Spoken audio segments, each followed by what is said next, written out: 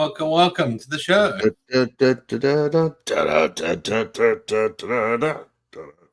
Okay, enough of that. How are you doing, Randall? Back in your spot. I could have used another hour's sleep. It always seems that way on Wednesday mornings for me. I tell you, it's well. And now I'm running a karaoke show right up until 10 p.m. Tuesday nights, so it's back to a slight bit of pressure. I had been just skipping Tuesday night karaoke when I wasn't doing it back then, but now I'm actually running a show, so I have to be there. Fun. Well, good luck with that. We're gonna jump straight into the introductions and stuff and get on with the show. I think we've got. Cool. Well, hopefully we'll get to some really cool stuff this show. Let's see where we go. So my name's Simon Lightfoot, Flutter community leader, CTO at Dev Angels London, and you can follow me at Dev Angels London on lots of social medias. Randall Schwartz. I am a Dart and Flutter Google developer expert, which means I spend a lot of my time answering questions for people online and just generally supporting people along, also giving talks virtually most of the time to GTG groups all around the world. And I also am a full-time Flutter consultant, so available for all sorts of wonderful consultation that way. And for this show, I am the question magician, which means I am watching the live chat in YouTube only for Q colon in the front of a line. And if there's a Q colon there, I will flag it and we will pull it up as we're going through and having the panel answer questions. They'll be answered in the order that you see them, unless you post the same question twice. If you post the question again, you lose your place in line. So be careful. It's not just first come, first serve. It's first come, not duplicated. So that's the strategy on that. That's enough of me. There we go. And we have Danielle. Welcome. Hey, everybody. Happy to be back. I'm going to miss the next couple weeks after this. So I'm happy to be here. I'll be here for probably about half an hour. But I'm Danielle Cox. I am the Flutter tech lead at a company called Ardly, a startup here in the US. And one of the things I'm kind of proud of is I'm one of the organizers of the Flutteristas, which we're a group of Flutter enthusiasts that happen to be female or non-binary. So if you meet that, hit me up and I will help you get added to it. And anyway, that's me. And we have a John. Yeah, hey, great to be here with you guys again. So I'm John Weezy. I'm an engineer at Microsoft working in AI, and I run the Flutter community Medium and publish a few apps and hang out with Randall in different places, answering questions when I have a spare moment, which hasn't been a whole lot recently, unfortunately. But yeah, so that's it. Let's quickly jump into the do's and don'ts. So Randall, I guess this is your turn. Yes. So be nice, be respectful, be constructive. You're talking to actual human beings on the other end of that chat. It's not all bots, although I can never guarantee that I'm not a bot, actually. Don't post anything if it's adult content or rude or offensive. We do have ban hammers, and we do use those if we need to. Don't advertise or promote anything. If your face isn't on the screen, then you're not allowed to say anything about your personal stuff well, you kind of, I guess, can say some stuff, but just don't spend time spamming and trying to get your thing over and over again. And having said that, don't spam. Don't post the same thing again and again. That is really boring. So don't do that. And we do have ban hammers and delete options. Harassment of any kind is not tolerated in this event, and you will be blocked from interacting on here and possibly other places if you violate the code of conduct. But do have a good time. We have a good time sharing the information we know with you, and we hope you're having a good time engaging in the information as well. Yeah.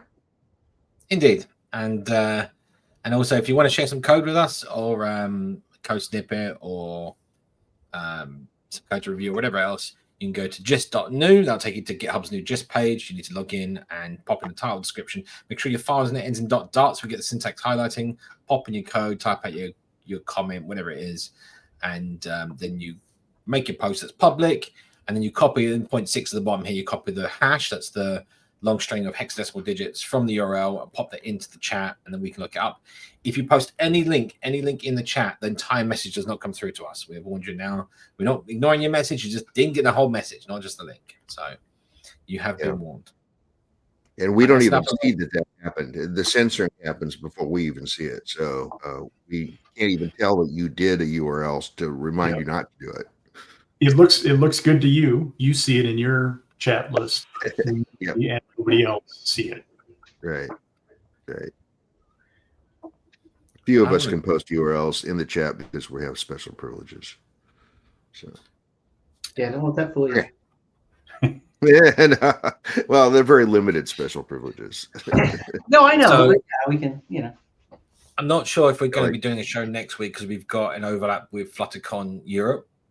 boy, If I can, yeah. if I can do a show from there, we will try and pick up from if we can. Otherwise, yeah, we'll see what happens. So stay tuned Yeah. to the social media. Follow us on Flutter Community on YouTube and on Twitter and on all the socials, and then you'll get a notice when and if we do a stream. Keep Yeah, a just- pencil on my schedule then to make sure that I'm available if you do actually get a pop-up session. So cool. So it'll be 6 p.m. during the event time because it's 1 hour ahead of 2 hours. Central European time. Yeah. Okay. So I'm doing a road trip with my dad on Route 66 for the next couple of weeks, and the timing of that was I had decided for reasons I decided I was not going to go to FlutterCon this year. And I was afraid if I didn't make something else, plans for something else, I would cave and go. Mm. So yeah. Mm. Yeah. So John, when are you coming back to Europe? When are you coming back to London? Oh man, I'd love to. Yeah, I was thinking about it, but too much going on right now. It's been a little crazy. So, I know that. but yeah, hopefully I can get over for a conference one of these days, or at least for a visit. I mean, so I don't think I've got any news to share at the moment. I've been pretty busy myself this past week, so I've not been paying attention to any socials. So, anyone seen anything recently in the Flutter world? Anyone in the chat that wants to share anything? There's a couple of minor Flutter updates since the last time we talked. Yeah, we had a few. Yeah. Actually, look at the release notes. To be fair. Patching broken things, you know. Yeah, no there's a new couple of features. little ones in there, wasn't there? I saw the release notes. Yeah. Look.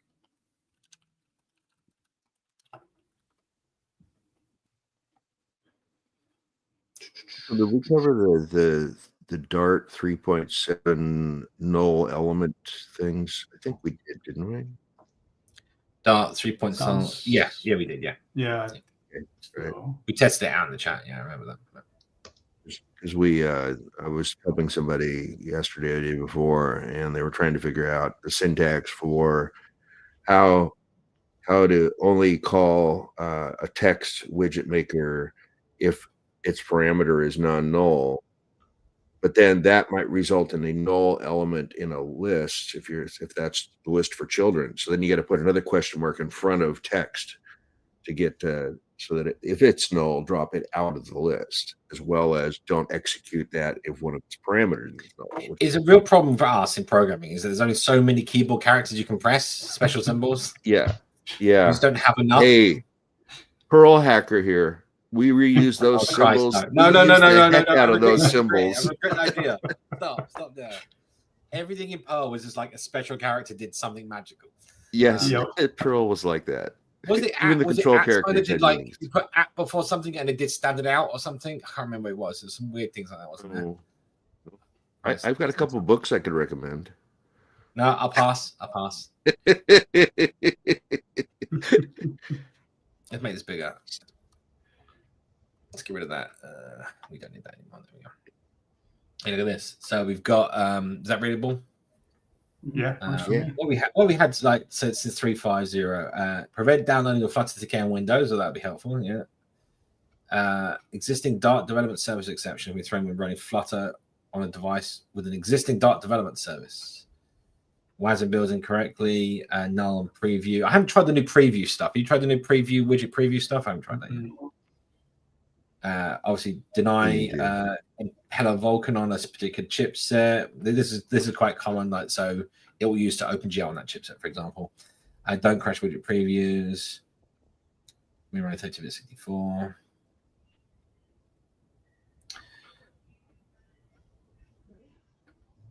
Okay. What else we got? Obsolete warning when showing switching between modes on next mode. Super ellipses may not render correctly when using Impeller. Oh, come on. You gotta make it work in Impeller. Come on. Yeah, you Break think that condition. was, Race condition could cause crashes in impeller Vulkan backend. I suppose that's probably fixed quite a few crashes for people on. Yeah. I was talking to PK. He was having some crash in their product.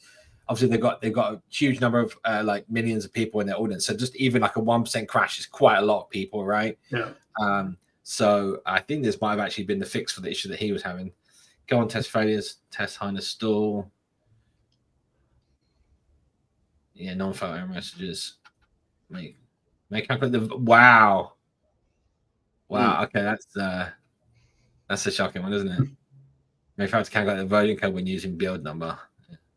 Unnecessary output when printing verbose mode, sure. Fix a bug where platform views gesture blocking fails and its touches onto Flutter views fall through to unknown platform. I think I saw that recently, actually. Wow. And there's one as well. Engine ID no longer returns null after hot restart. I'm not sure how many people that would actually affect, but if it's like an internal mechanism that needs not to be null, or if it's just if you're using custom embedders. But yeah, okay. I mean, I do kind of like this notion that you do that major release and then we're doing these patch releases with those critical bugs and stuff, so we're getting like a more stable, consistent product. Yeah. But yeah. I can't remember what it was in here. I saw when I was like, this it affects so many people. I think this is another note to people. You need to make sure that you have your Flutter. You always update your Flutter version. Always keep current. I mean, I remember those alpha days when you're just like, yeah, go keep current. It's that same now with these nice patches. You're getting these things that what you don't realize is these kind of things are going to be affecting your end users, and you really want to get a new build versions. I guess I'm kind of old, so I guess my get off my lawn kind of comment is or boomer or whatever. I'm not a boomer, but still, I typically wait until the first one or two of these bug fix releases are out before I upgrade to the new one. Yeah. But I think the case is like each time you're getting one, like imagine you got this release here, you wait for a few releases, right? But you're still going to be like landing like some pretty like they're only releasing fixes when there's critical things here that are actually going to affect good customer, good portion. What I'm saying I would have stayed on 3.29. Whatever for a while before I went to 3. So here's a question. Here's the thing. 32.2 or something. Yeah, I have to say though, the question here is like, for example, let's say this race condition in Vulkan, impeller Vulkan backend, they fixed it here, right? But then again, that when did Vulkan become like? It could have been back on like like 327, right? When you're experiencing that issue. So sure, you don't upgrade, but then you don't get that fix that's going to fix your end users. Yeah. I mean, I just think that each time you're doing a build of your product, just make sure you're up to date with that with the Flutter version, right? I mean, if you're just one thing I would add to that is that's true. But if you're building this through some CI/CD, more importantly, make sure that you're building and testing against the version your CI/CD is building it with. Oh yeah. But I mean, that's why you have tests, right? That's why you update the version. You do a version PR, exactly. Update your version of Flutter, and you validate that everything works correctly. Yeah, of course. Yeah. I mean, the other side of this is I've seen this before as well, and that is people upgrade their target Android version, and they don't realize the implications that has, or their the iOS mini iOS SDK version, whatever. And like again, having compatibility problems with with the platform. We see you just saw the test. We see that path. You have tests, yes, AI written tests. Yeah. Yep. All right. Shall we? I mean, we could get to questions, right? And then we can jump. I got a few. Got a couple already, and one of them may lead that. Here, let me pop this one up. How may I go about? Oh, forgive God. How may I go about implementing a zoom function similar to the effects found in most Electron apps? The command. Well, this is the interactive viewer, which is the built-in widget. You can just use that. Yeah. I already know about key handling. So interactive viewer is what it's called. Yeah, but that's for like pinch to zoom, right? What they're saying here is if you're using the hotkeys, right? But you can map that, can't you? Can't you? Yeah, he says it when he knows about keyboard handling. But I mean, I think that this is the point, right? Like, you've got Flutter. So it's all about what you're trying to scale, right? Yeah. I mean, we talked about this before with something similar to this. I can't remember what it was now, but you can obviously do your keyboard keys, and all you're doing is you're changing a scaling factor. So normally you'd be 1.0, which is 100%. And as you do plus, you're doing 1.1, 1.2, 3, 4, whatever, or 200, 300%, whatever it is, 2.0, 3.0. But you need to apply that scaling factor to something, right? And that's up to you in the way your app is laid out. So, for example, you could apply that to the text scale factor at the top end and replace it with a text scaling linear thing, and then read the current one and then add and scale it to appropriately, so you get this all your text changes sizes when you hit plus and minus. But again, like as you said, like if you as you're probably trying to get at here is more about like the layout of your of the widgets and what you're doing on your screen, and that's just down to you. That's down to how you want to do it, because if you just wrap your entire app in a transform to scale, you're scaling the paint, right? So everything just becomes bigger. That doesn't scale the layout. I'm trying to think if there's, and I don't know if Flutter actually has that thinking about it. Do you know what? I'm not sure if it does. So sorry, I'm just thinking out loud here that you use so scaling when you render stuff is actually scaled on dips, right? I don't think that there's a way of overriding like the scale. You can override the device pixel ratio and media query. I don't think that actually overrides like any sort of internal rendering, because it doesn't use media query. We could have a look at that, but yeah, I mean, like you probably more likely that if you've got like you got two column like master details, you've got column, you want that column to get wider when you scale, just multiply it by your scaling factor, right? When the layout. Somehow sized box can magnify its contents, so there must be some way to apply a scaling factor downward. That Zoom, he says that Zoom thing is the only browser Electron apps got over Flutter. Well, it doesn't, because you can implement it in Flutter. You get it free because that's what browser does, right? But then it's up to you. But the difference here is that you don't get to control that in the browser world, right? In the Flutter world, you get to do whatever you want, right? So you can size and choose what to size when you zoom in and zoom out. And it's not a huge deal to implement, right? So I think it's about choosing what you want to zoom in and zoom out. For example, you zoom in, when you zoom in, let's say you've got curved border radiuses on like buttons. You don't want those border radiuses to get larger when you zoom in, do you? I don't know. So, you can pick and choose what you want to do that's best for your app and the look of your app. Yep. It's all about being responsive. Alrighty, on to the next one. It'd be nice if don't get me wrong. It'd be nice if there was a widget in the system that you could just wrap your app with, and it gave you that capability. And there's no reason why that couldn't be done. And there might even be packages out there. I've not looked particularly. Anyway. Okay, Philip Mazzomi. Oh boy, I'm murder names all day. What's the best approach to make a sliver app bar take dynamic height based on its child? So we actually had a good little battle over this, didn't we?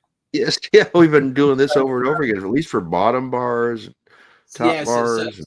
So I was in the that Journal Club app, and I wanted to make the top section so it pins to the top of the screen and expands. Right. But the problem is it has text in it, and that text has a paragraph that may change in size. So how the hell do you do that with Flutter? Because to do that, the collapsing bar, you have to set a max extent and a min extent, and it has to calculate between them. And there's just, what we found was there's no good way apart from like doing your own custom sliver. So we've done that, and I can put that out. We can show you later. Pop that to one side. We'll do it during live coding, but I'll show you how that is, and we'll post it up as a gist. But I think this is kind of those things where Flutter still, like, there's certain situations where you're going to have to go deep. There's other ways of achieving that without slivers, right? And they can be a lot easier as well. So you can have things like two box sharing in a stack that's like over the top of a list. And there's other ways of doing that out of the build level, not the layout level. A little bit less efficient, but if it doesn't cause you any like lagging problems on UI, who cares? And you can maybe achieve it. That's a lot simpler to approach. So maybe we have a look at that as well, so you can see. And you guys have tried to implement anything like that? Like, No, Not really, no. the Except intrinsic under like duress. there's quite a few times when I've like there's what was I doing the other day? There's a tab bar, and I wanted it so the tab bar height would change with, so if the font, because the text inside the tabs, right? So I want to make sure that the tabs get larger when the person's accessibility font gets larger. But then you need all the tabs to be the same height, and you need them to scroll. And all those things just conflate to being a real problem, right? Like it just doesn't, like you can't have a list view where the cross axis is varying heights. It just doesn't work, right? Like this doesn't, because you have to look at all the widgets to know what the height of the outside list view is, right? Like it means you have to build everything. And it would be the same if it was vertical, whatever, whichever around you take it. So what you end up doing is just single child scroll view, row, you know, and you deal with the fact that you've got finite set of tabs in this case. So I'm only going to have maybe 10 tabs maximum. So it's not such a big deal that I'm creating 7 additional views that you're not going to see on the screen. Widgets, sorry. Yeah. So, but obviously that wouldn't work in infinite size, right? And then you need to kind of work out how you approach that. And we did this on the stream a while ago. And search the gists, you'll find it. But we did a bottom sheet with varying height bottom sheet or something like that. And the idea was as you brought the next sheet in, the outside height would change. So that's kind of feels like there's probably room in Flutter for the platform maybe to handle some of that stuff for you. I feel like that's quite common. Yeah.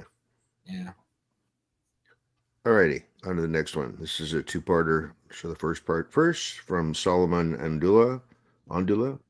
I'm getting the error below, and it's about what I'm bringing up. When using a scaffold messenger inside a button with async. You probably know where this is going. Don't use build context across async gaps guarded by an unrelated mounted check. Guard a state context with a mounted check on this state. I think it means exactly what it means, but can you explain that, Simon? So think about this. You push a button, and the button posts, let's say, a message to the server, like a chat or something, right? Yeah. So you type in your message, you hit send. But when you hit send, it then has to wait. It calls to the server, has to wait for the response, and then at the end of it, you go, "Oh, it's successful." Or when it fails, pop up with a little error. Sorry, it failed. Now, what might have happened is that the user might have left that screen whilst the server interaction was going. How do you pop up that message to the user, right? Do you want to continue to pop up the message to the user because they've left the screen now, right? And this is the point that what might be happening here is that the context, the widget itself the widget that your async operation was running in is essentially might have been disconnected from the widget hierarchy, in which case you can't go looking for the scaffold messenger, right? So the way you solve this, really simply, is the line before you start any async operation, final messenger equals scaffold messenger of context. So you look up the messenger first, then you do your async stuff, and then you can use messenger dot whatever, right? Because you're not using the context at that point after the async, right, process, after you've waited. That doesn't necessarily mean that the scaffold's still attached, but that doesn't matter. They won't get displayed, right? But that's the kind of simple way of approaching that. And maybe a better way of architecting this, which is what I would normally do in an app, is have a list of something that I can transmit the errors to, like a stream, right? So the back end somehow gets the errors somewhere else. And at the top level of my app, I've got a something that wraps the scaffold or whatever, and that will listen to that stream. And when it sees an error on that stream, it will then pop up the message at the bottom of the screen. And this way, any backend, any operation can just present an error to the user without worrying about async gaps or buttons. It's fire and forget from the user on the front end. It depends on your operation. But yeah. Yeah, and that's, I mean, and if you don't want to pop it up and you're just trying to do something, if you don't want to pop it up if they've left this page or something like that, then you can just do your simple, check to see if the context is mounted. Yeah. So if it's been disconnected, then you don't want to pop up a message, then who cares, right? You just do if mounted, and then because we've had that discussion. We've had the discussion on here before that from a user experience standpoint, if an error happens that's not where they are now, is this the kind of thing you want to tell them, or is that going to interrupt what they're doing now because they've left it or whatever? And so that's something to always consider. Yeah, the example I like giving is like sending a message on Gmail, right? So you compose your message, you hit send. What happens on there is that the message goes away off the screen. It's been sent. It doesn't wait, right? Because you may not be online, right? And they'll go off and they'll try in the background. It'll try and send it to the server, sync it. If it can't sync it, and eventually, if it fails enough times, it'll pop up saying, sorry, your message couldn't be sent. And that persists until you dismiss it. And in which case, your message stays in the outbox, or you can try and resend it or whatever, right? You get a way of correcting that problem. But for the most part, the user doesn't have to care because it just does it in the background. It just works. Too many apps right now are not offline first. So I'd also tell people, go look up. There's a lot of videos about offline first Flutter development. Too many apps are just considered like I'm online all the time. Right. Yep. Which is definitely not the case on any mobile device I've seen. No. Especially indoors. Definitely problems. All right. Okay. On to the next one. I think I think I'm going to hop out. Sorry, I'm leaving early today, but I didn't want to miss it completely. So enjoy your trip, everybody. Yeah, have a good trip. Get your kicks on Route 66. I will. Although, okay, all right. One more thing I guess I'll throw up on that is, the Get Your Kicks song. I was going to try to get a picture in front of all the city signs that are mentioned in the song. Okay. Okay. But the one that you can't, but Winona doesn't really exist anymore. So there is no welcome to Winona sign. And the lyric is don't forget Winona. I think it's funny that's going to be the one I'm not going to be able to get. Could be the meta joke. Awesome. Yeah. Cool. All right. But anyway, thanks. Look forward to stories. Use AI and make one up. Yeah. All right. Thanks. Bye. We are. On to the next one from Philippe Maczomi. Is there a method to prevent theme of context to massively rebuild? For example, when accessing a color scheme or a text theme, a provider works in theory, but still rebuilds several times. Use a select. Do you mean a provider select? I think the thing is so it's supposed to rebuild several times because it transitions. It does a loop between the two themes when you change themes. So if you go from like light to dark mode, it actually fades from black to white or white to black or whatever, So you're going to get multiple rebuilds.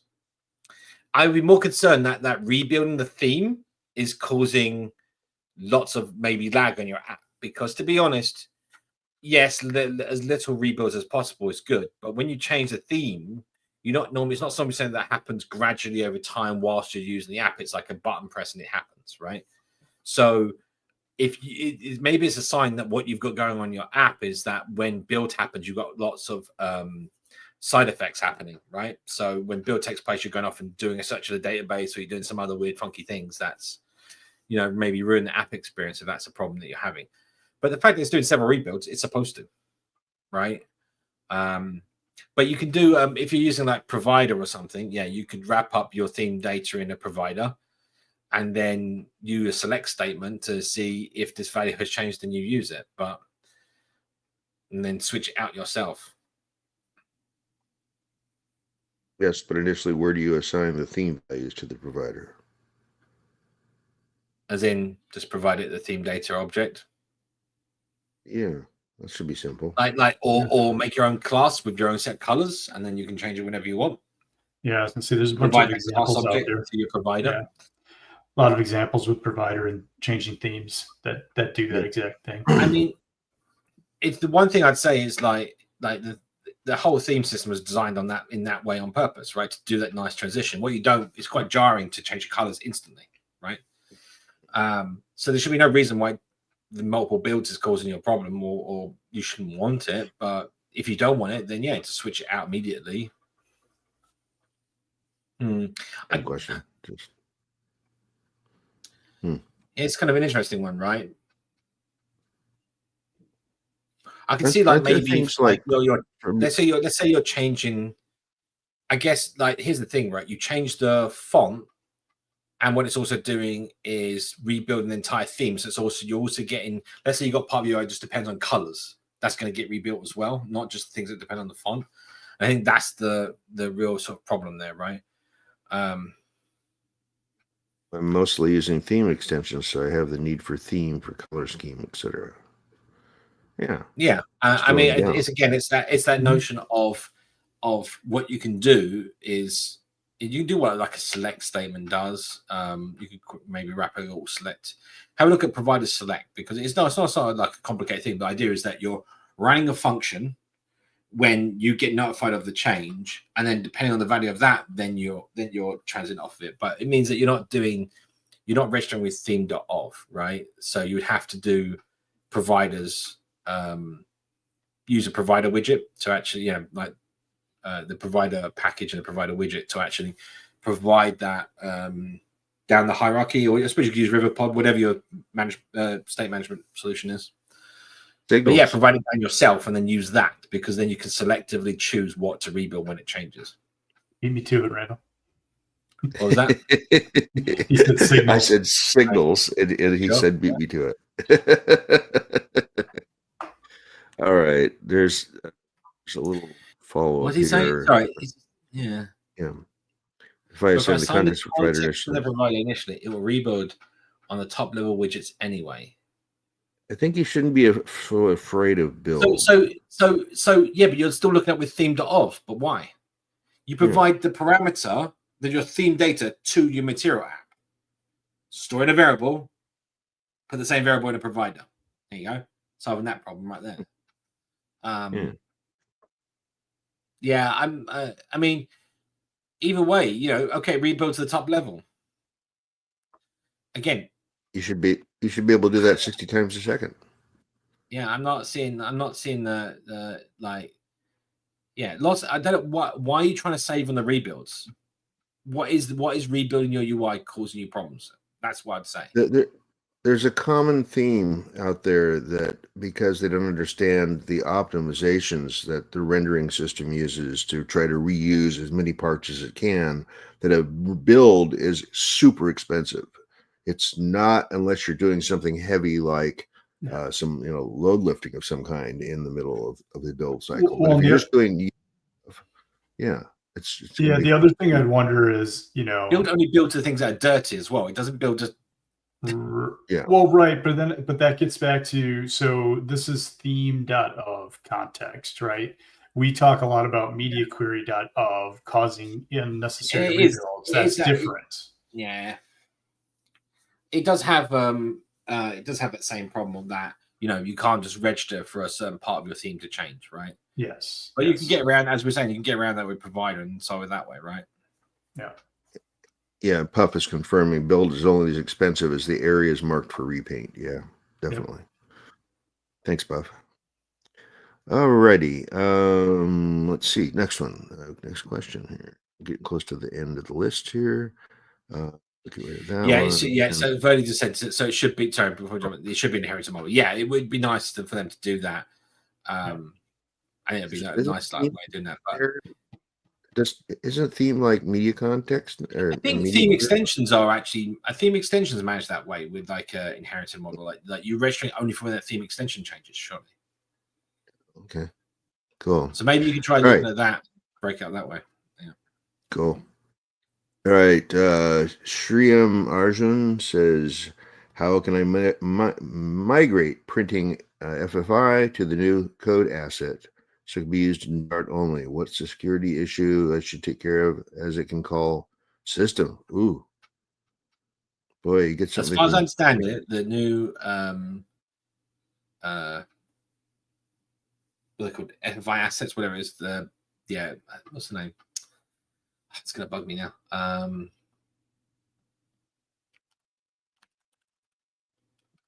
Dartlang native repo, isn't it? Yeah. Oh, code assets. Yeah. So they just changed the name of that, I think. your native. It's called native assets, wasn't it? At some point, something like that. Anyway, I have not actually seen any of the stuff and any documentation around it yet. Like this is all still in process of working on. So I'm afraid I've not actually tried that yet. Looks interesting though. Should I bring up on stream here briefly? No. Yeah. So this is the Dart Lang native, and you'll find code assets in here. So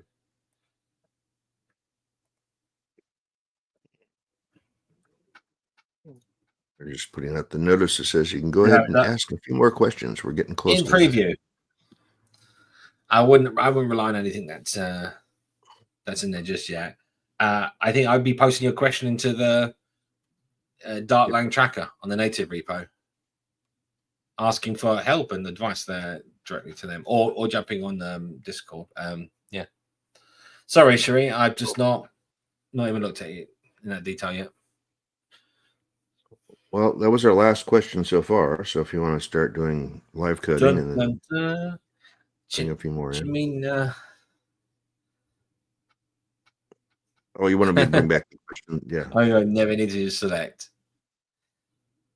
You're being very selective about your use of provider. Oh, hey, I'm the one supposed to do grandpa jokes here. Say, that's a Randall joke. Yeah, right. Really, now I got to think harder because now I got to come up with one before the end of the show. Oh, we do have a question coming in. Hold on. Yeah, go bring it up. Oh, there we go. Slava in X announced it will be released in next stable release. I want to use these feature early. So that could be that you've got beta releases, but then I'll just reply back to him and say, is there any advice or information you've got about how we start using it, how start prepping for it now, and make sure our code's compatible? Yeah. Yeah. Oh, there's a very important question next. Yes, I see, Robert. Yes. It's every week when I'm on, I get that question. Renage. So I have a sketch that I drew up before I made that. So maybe I'll just pop that someplace and you know what we should do? We should get like some acrylics like laser cut out at some like PCB way or whatever, like, and then get like little packages made up where people can like glue it together and like make the lamp like this. Yeah, because literally all it is a sheet of like 1/2-inch plywood that I cut into the two pieces and then cut some small strips to make a little box behind each of them that has LEDs glued around it. And then there's a wire somewhere about there connecting the two, and one somewhere over here that goes down into the plug. And that's it. So yeah, it's not hard to make. And the colors, I didn't necessarily match exactly the Flutter theme colors. I got as close as I could by off-the-shelf spray paint cans at the local hardware store. So I was able to find 3 blue colors that were different, that were very similar to the colors of the Flutter logo, and grab that. Put in a make myself kit, and I can feel like a little. Dude, it's too often that people don't like make stuff themselves. It's really fun doing that. Yeah. So the wall over here is supposed to get the Microsoft logo at some point. I just haven't had time to go down and do it. I've got a. The only problem you're going to have, John, is you're going to be changing it every other year. No, it actually has stayed the same. At least the 4 boxes with the colors for a long time. But Windows logo then, I don't know. Yeah. Whatever. Well, no, that's the Microsoft logo now. So, yeah. All right. We have another question here. Shriman Arjun asks, as I'm using FFI, what are the security issues I should be ready about? And how do I test all the printing FFI methods natively as if interacting with printers? Can you review the package of what I can improve on? Do you want us to review your package? Maybe? I mean, let's say you weren't doing printers. Let's say you're communicating with a server, something external to your app. How are you going to test it? You mock it, right? You would. What you need to do is record what you get back from using a real printer, store that in your test suite, make a test harness that just says basically, when I receive this, return that response, which you actually copied from a real printer. And then you could expand that harness to go, oh, here's what happens when you use an Epson, here's what you use with an HP, or whatever all the different printers are. And now you can run a whole test suite of repeating tests of testing every single printer that you're getting the expected result of your app for when the printer returns in a specific way. But it's one of those things without, like, you can't test with real hardware. Like, well, you can if you want to set up a test lab at home with all the printers hooked up, and like every time you do a build, it prints out a page. I mean, that'd be completely nuts, right? There's an expectation that your package has that the printer works, right? Works a certain way, and they have a, that's the contract with you, right? They use a certain protocol, a certain mechanism. So what you're testing is that protocol mechanism, not the actual printer, right? That's the key thing you have to think about, Shrink, right? So I don't know what mechanism you're using, but you would be testing that those APIs are with the expected failure conditions for the bad path and the happy path for the expected success conditions, and you're testing that interaction with any external provided service or API. So what you can do with regards to testing those is, like, I don't know how your FFI product's made, but you're normally like loading a DLL file or some library or something like that. You would have a fake one that you use for testing that outputs the data to a file that your test case can then read the file, or to a any inter-process communication IPC mechanism so your test can see, is it interacting all the way through the FFI or chain, with pointers and whatever else, and getting the result out of the other end. But yeah, you can do that. Yeah. So there's ways of replacing native functions that the FFI is going to load up with your own, basically.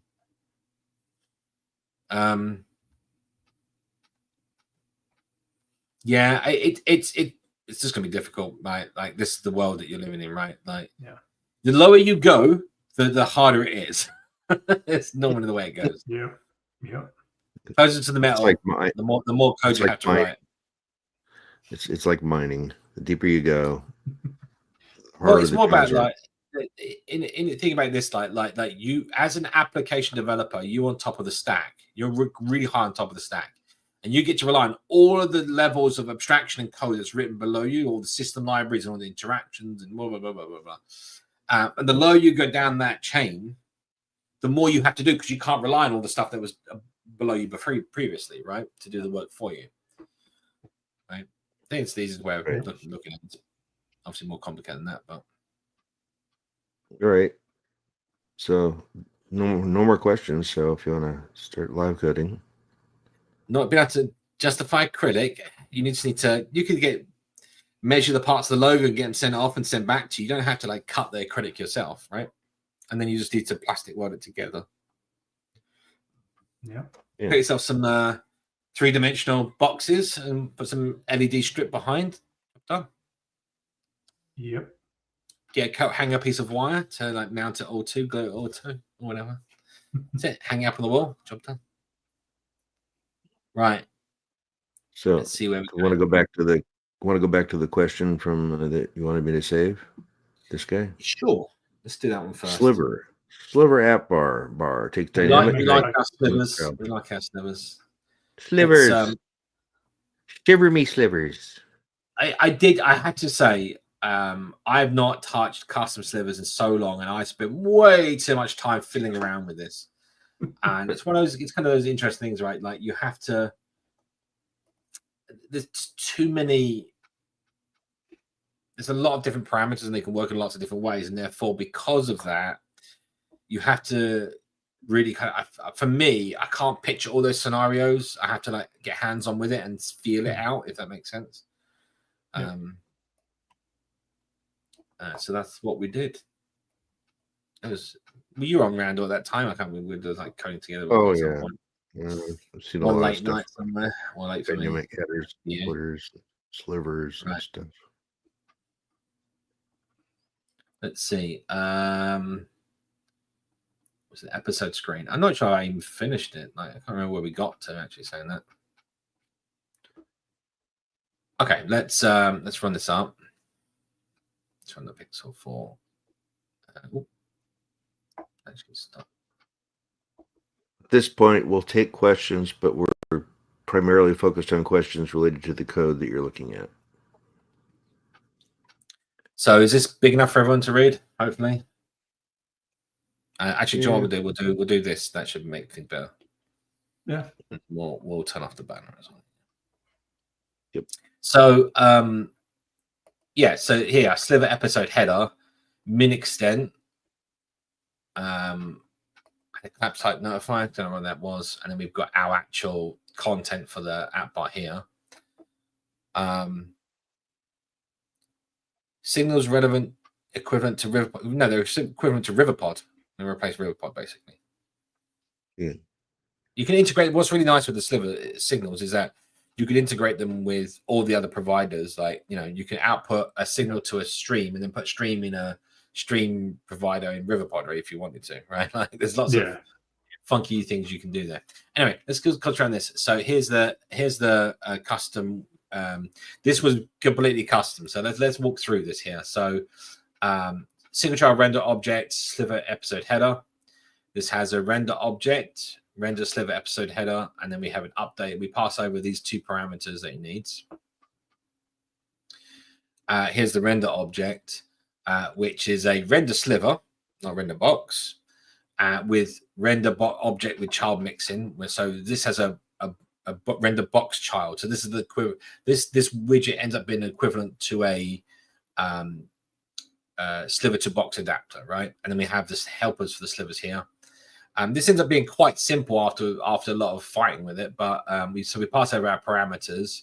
We've got a couple of methods here just to help with the parameters. So we will set the min extent, then we mark these layout if it gets set. Same for the collapsing height notifier, that gets set.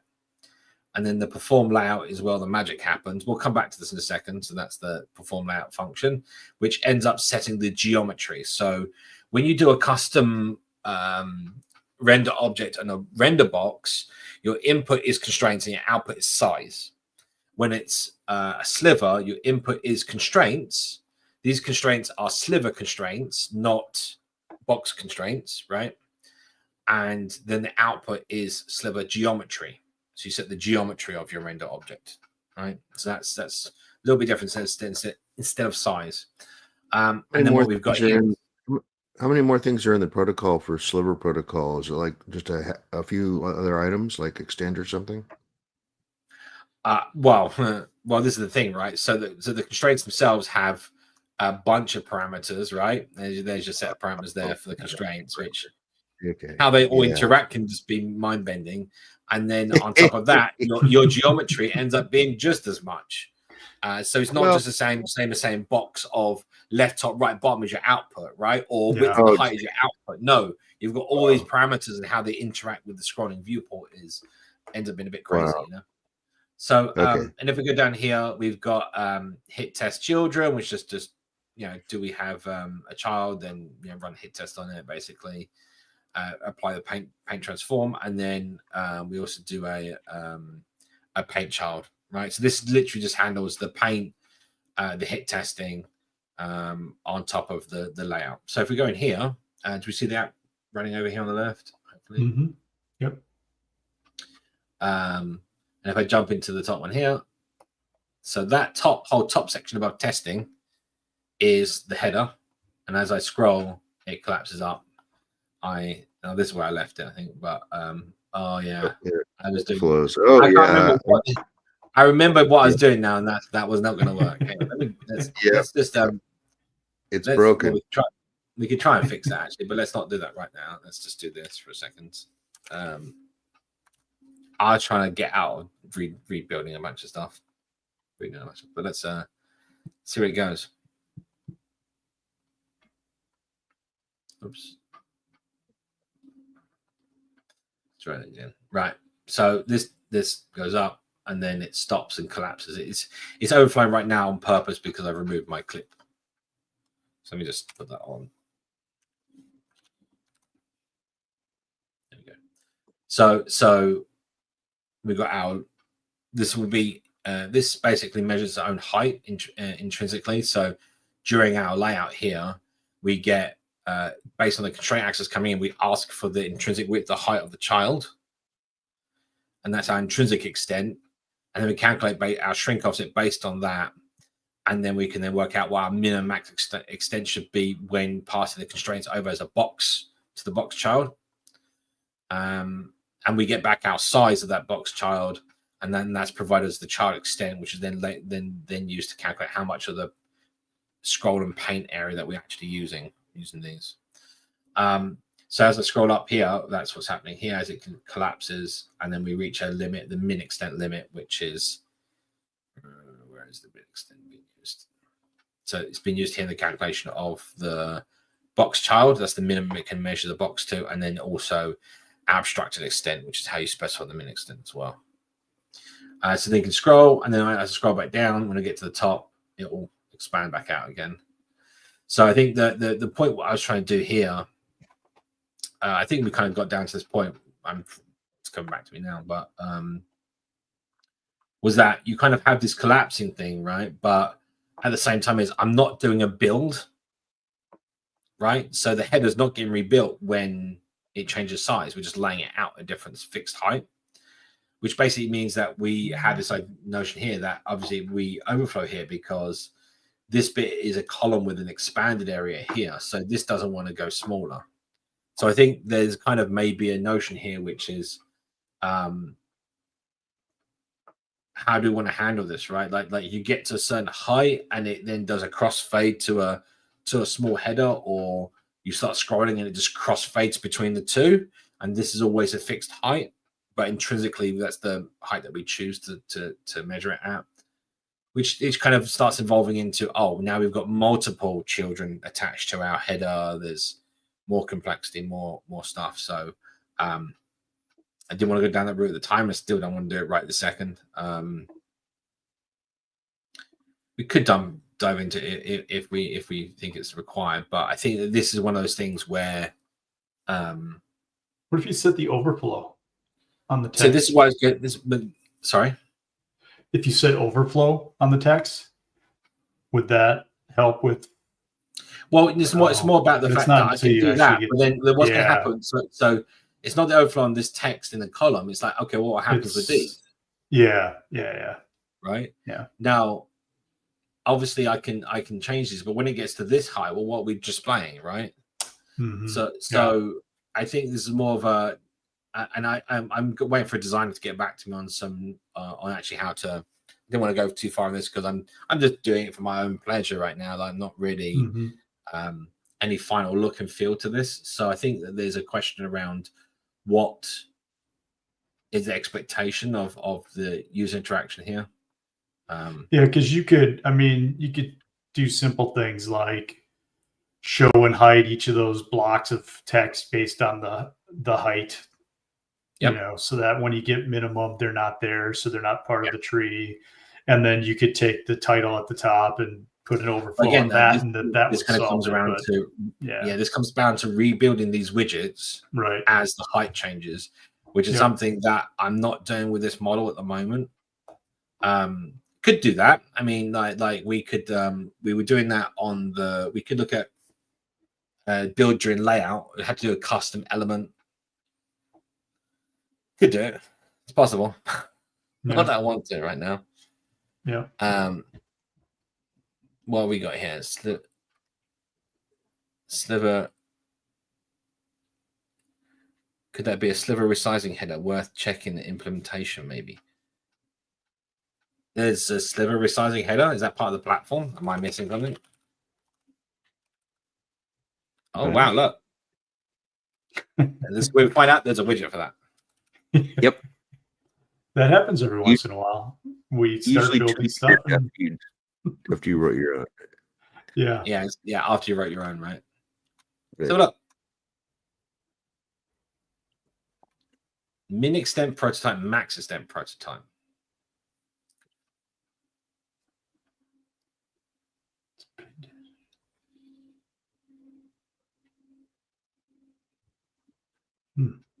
Oh, wow, look. The maximum extent of the slide is based on the child's intrinsic size. So maybe it does. But again, the problem here is that this would actually do this exact same thing that we're doing right now. However, it still has the same problem that it doesn't rebuild the child when the size changes, right? But this is intriguing. Let's have a look. Slotted multi-child. Slotted multi... Oh, because... I see. That's interesting.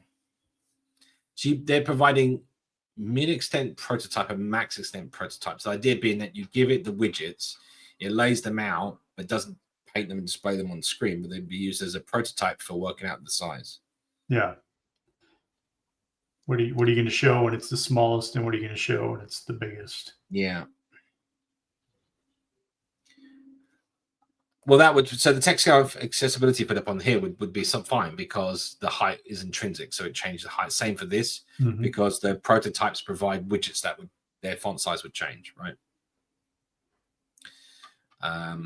Let's have a look here to see what it's doing. So slotted container render object, interesting.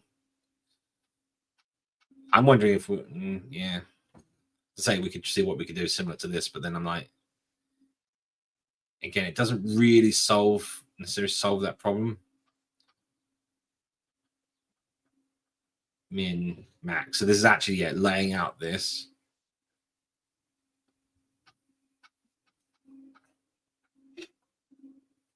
Working out those constraints to work out how big the min and max should be, which is basically very similar to what I'm doing, setting the min extent, max extent, based on the shrink offset, laying out that child and then painting the remaining. There's your paint child, and then this is only painting the one child and not the prototype widgets, right? Same hit test. Nice. Nice to know that I was on the right road. So that's cool. Similar to this. It still doesn't solve what I'm trying to do here, which is the min extent prototype and the max extent prototype. So you don't specify the max extent, it uses the child's intrinsic size, and the min always drops to 0 if you use that. And so in my case, you know, we could replace mine with this and it would behave exactly the same, right? We just set the min extent prototype to being a size box of a toolbar height or whatever, right? But it doesn't switch out the child widget based on the size, and that's really what the problem is, right? So we could, there is a I suppose, no, so I was going to say we could use a layout builder, but layout builder breaks the intrinsic bounds. You can't use intrinsics with layout builder.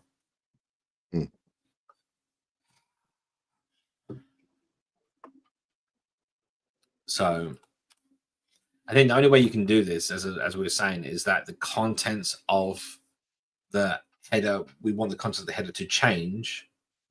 I mean, look, we can do this, what I'm doing right now. Here's the thing, right? Let's just show you something here. So if I wrap the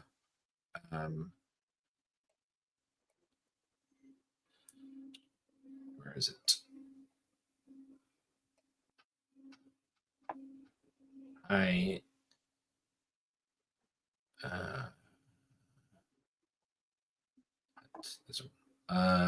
Yeah, let's do the thumb header.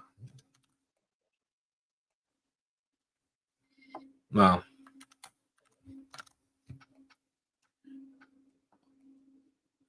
okay, let's just do this one here. What did I want to do? Yeah, so this overflow, you can completely fix this overflow issue, right? We can just ignore the overflow and it won't have the overflow bars, right? So in this situation, all we're doing is saying, okay, always render to the, let's go to the sliver, where the hell is the sliver? Here it is. So when we do our paint, we just saying always, you're always going to your intrinsic extent, right? And then this math.max still exists. And that becomes the child. So what we're doing here, let's just do this example.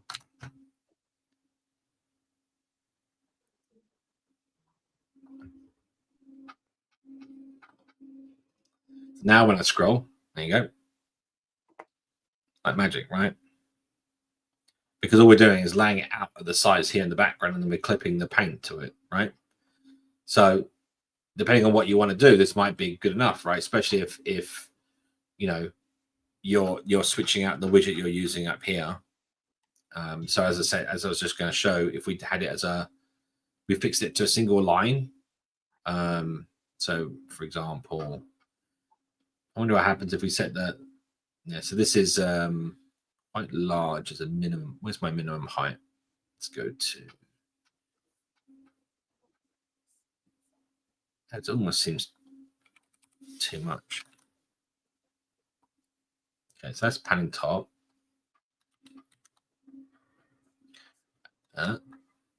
I've lost my place. Hang on. There we are. Why are you jumping me down there? Right. Let's do 48. I think that's 52. And then, no, that's the same. All right. So let's, hang on.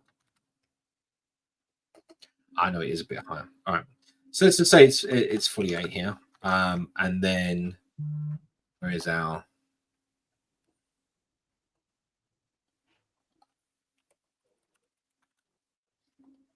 where is sorry everyone. Here it is. Right. So we can then bump this out to like too much. Well, that's interesting. Oh, why have I got a vertical margin? Oh. All right. So, little cheap hack here. Can you see that on the stream? So yeah, if you want to have the line heights like this, and obviously when it collapses up, you only get the first line, right? We haven't had to switch any widgets out, or we enforce the fact that it's always a single line and do like as you know, we can do overflow. Ellipsis or something, and have something like this where you just got a single line and it doesn't expand. I mean, like there's without rebuilding, there's only limited so much you can do with the terms of layout, right? But I don't know.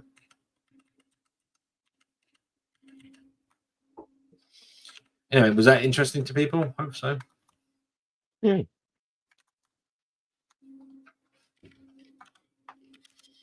Right. All right. What we're doing next? Any coding ideas? Anyone want to see something? Coding. What is that? No, just kidding. Coding. Is that like coming up with the right prompt for getting AI to write code for you? Sometimes. Sorry, what was that? It is. I've been having frequent discussions with people on various platforms about using AI for vibe coding, which I consider somewhat evil, and AI coding, which seems to be okay. So we were talking about yeah, sorry. Okay. We were talking about we could do we could look at the shopping app and yeah. I haven't run this for a while actually, so we could just Talking see about, let's see if it compiles. Yeah. So yeah, the constraints are quite wide. Let's see, does it even compile? Unconstrained box.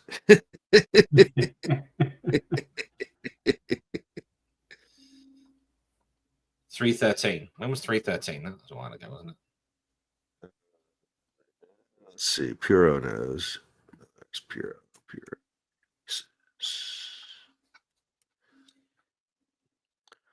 313. Whoa, it doesn't go back that far. Hold on. Gotta do dash all. It's too old, doesn't know. No, here we go. Yeah. Scroll. 313 is 2 years.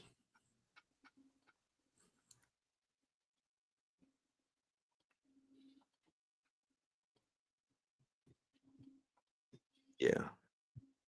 I can't get a more precise date, but that's close enough, I guess. So we could convert this. I can't remember what we actually. Were we talking about trying to use signals in some of it? I can't remember what we were talking about. Yeah. So at the moment, we got Riverpod in here. Mm-hmm. Oh, no comprende. What? Migrate to not Gradle. Oh, Gradle. We could be here for hours. I usually just get very sad when I see anything that has a Gradle in the message. Or what's the other one? Pods. Yeah. Cocoa Pods isn't. Yeah. They're both just as bad as each other, let's be honest. Yeah, I guess. Yeah. Yep. Let's have a quick. I mean, what does people want to see or? No, there's just- nothing. Alex is asking about latest Flutter version updates, and we kind of covered that a little bit at the beginning. So Yeah, we already kind of covered that.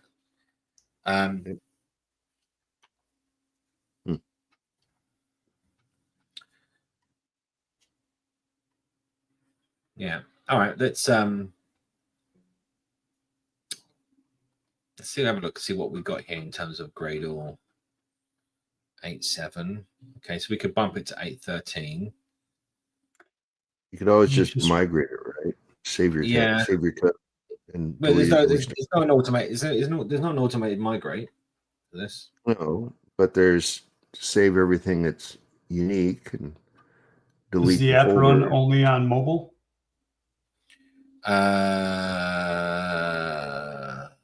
I'm just wondering, like, if there's a Windows build. No, there's not. Okay, at least I don't see one. Yeah, no, I don't think we were. You could run desktop. Let's. Yeah. Maybe.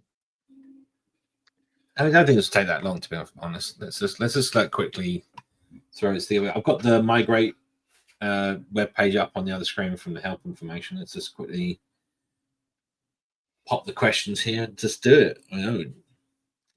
See if it works. Cross your fingers. Sacrifice a chicken. Let's do. Yeah, exactly. Right. Let's just do it. Let's do it. Right. So Gradle. So bow facing mountain view. So if you type Gradle AGP into Google, whatever, you'll get this page, which will say the latest version at the top, release notes, but actually what you're getting from this page, if you scroll down, there's a couple of key bits of information, obviously the latest compilable Kotlin versions and so on. But equally, this chart here, this chart is the most important one. This tells you what version of the Android AGP or Android Gradle plugin, and that's the version that you see here inside of the Gradle dependencies list. That's in this case, it's running 8.5.2. And then what version, so this will be down here in 8.5, and what version of Gradle that supports, and that's the minimum required version of Gradle that you need in your Gradle wrapper properties file over here, right? So what we'll do is we'll just bump this up to the most recent version, 8.13. Just like that. Those are no longer needed. And then we'll bump the various bits and pieces in here. So let's go. I'll bring over the migration thing, and we'll just follow it up, right? This is how you do it. This is the way. I don't know if it's the way, but it's something.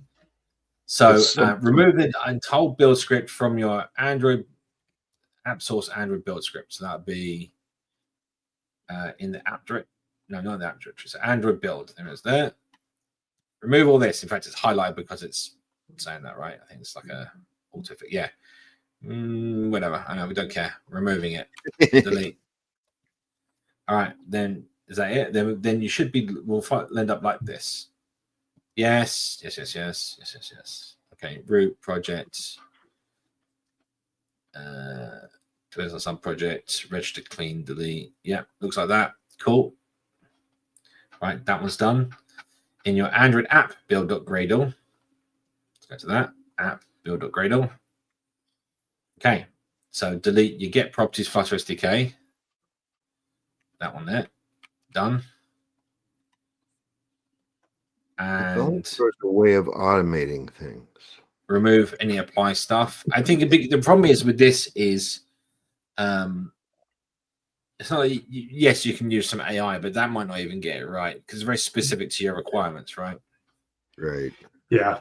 No, I actually just went through this process and it didn't get me any closer. So I'm still trying to figure out what I missed or need to fix.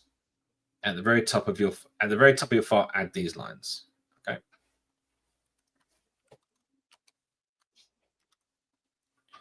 And dev Flutter Yeah. Which is a different string than the value applied in settings Gradle. Okay, so it's just saying that this is Flutter Gradle plugin rather than Flutter plugin loader. Okay.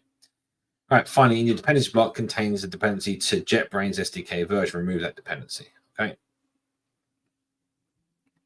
Down here. Yeah, cool. No more dependencies. Gone.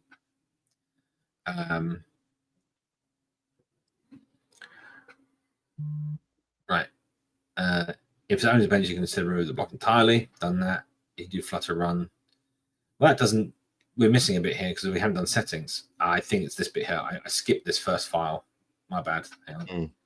Android settings. Oh, yeah, I missed this bit. Let's go. That's the final file, which is this one. Right. Which should be what? Find the first one. Find the values of Android Gradle plugin and Kotlin version of your project used unless they have been moved. I'd like you to find the build script. Well, we'll just delete that, but that's fine. So that's what it was. Get these numbers, put them in the various places, and then dump them in here. So copy this. This is a replacement for the entire file, I believe. Yeah. Ignore the fact that it's highlighted, obviously, right now. And then what we want to do is change the AGP version to match. And we're going to go with the latest one. So this is 8.13.0. In fact, if you scroll up, you'll see the exact versions in here. 8.13.0 and Kotlin version that matches. So we'll grab those, pop them in here. There you go. We don't need the, oh, I got it wrong. And we don't need the library one. You only need the application one, right? Libraries if you're doing a module. Okay. That should be it. I know. What could go wrong? An error message or two. Yeah. It's all good. Yeah. Was that it? Wasn't too bad. I've said it now, right? Yeah. Okay, run Flutter run examples of if you use other packages and what you need to do. Yeah, which we're not doing. Cool. See what happens. So, I mean, just be grateful you've got these migration instructions, right? For the most time, you didn't have to like give me it would be like fend for yourself. Yeah. Go figure it out. Right? A lot of these are the bits. I think I was talking to someone the other day, like setting up your development environment is very unique to your project and what you're doing and like everything else, you know, what tooling you need. Same goes for like, you know, configuring your project is very unique, but those are very particular to your needs, what features and things that you're using. There are like generic things you may do, like having Firebase and so on, but for the most part, there's no shortcut, right? Yep. Look, the code is easy, like the configuration is hard. Well, especially when you have to account for everybody's local customizations of their desktop or laptop on top of everything else. So you gotta write these really vague instructions, like if you have installed Homebrew, then you type this command. Otherwise, you type that command. It's like, okay, well, how do I know if I have Homebrew installed? I don't remember doing that. It's not working. Interesting. It's breaking. Okay. So now this is the fact that we've got a really old version of a plugin that is dependent on the plugin version 1 system, which is no longer supported. Flutter. So this is about us now just upgrading our versions of our packages. Yeah. I'm going to try something. Don't try this at home. Oh yeah, the any solution. Yes. Yeah. Constraints. You don't need no stinking constraints. Just load whatever you want. If you got something, it's okay. Just give me something with the same name. This is my friend Bob. My other friend Bob, when my first friend Bob's not around. What version am I running here? 335. The latest one, 335.3. Sure. That's pretty. And 392. Yeah. Cool. Oh boy. Hub upgrade. Yeah, good luck. Make Good it so, luck. number one. Good luck. What do we Make get? it What do we hail. get? What do we get? Oh wow! Look! Everything is going to upgrade. You see that? All the arrows on the left. That means Whoa. they've been. Wow. There's like one. You got one exclamation point in there, I think. Yep. Yeah, but that's fine, isn't it? Right. Right down a little bit. It is common. Oh, It's, yeah. It's fun. Yeah. These packages are no longer dependent. Let me just hide your heads there. Build These resolver. packages are no longer dependent on build resolvers, build core, JS, timing. 91 package, Wow. 1 package discontinued, 6 packages new and incompatible constraints. Fine. So let's do actually. In fact, stop. Let's do a let's protect our. Oh, let's protect ourselves and do Flutter clean. Oh. And Flutter pub get.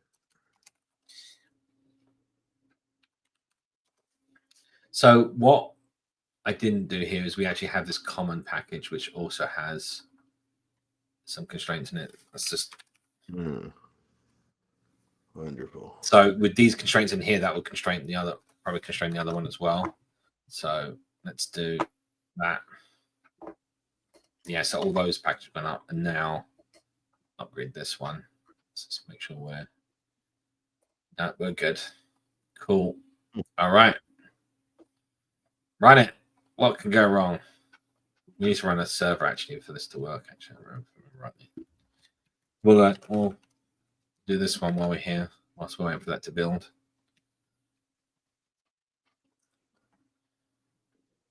Let's do the same thing. So what you can do once you've done this, for anyone that doesn't know, there was actually who was it? Rody that actually made a tool for this. You would do this, and then Freddie says you need you only need to do that if you go to version 7 of Melos, which I am not doing. At least you don't think you're pulling that in. Oh no, I don't need to do that. So actually, this can be 633 actually saying that. And was it 3? What did I just say? No, it's 392. Yeah, and then the 392. Yeah, good luck. Yeah. Exit 0. That's good. I think I just hang on. I think it just. Let's just carry on. Hang on. That's whatever. Pub upgrade. Cool. Let's run the random server to see if it runs. Okay, that's upgrade working. That's a good sign. Let's now see why is the app not running? Did you do this path provider upgrade? Upgrade a path provider? Yeah. I think you're running a bit behind on where we are. That's what I'm doing. No, that was a couple of minutes ago, but I wanted to make sure you saw that. No, this is the problem. This is why it's not running.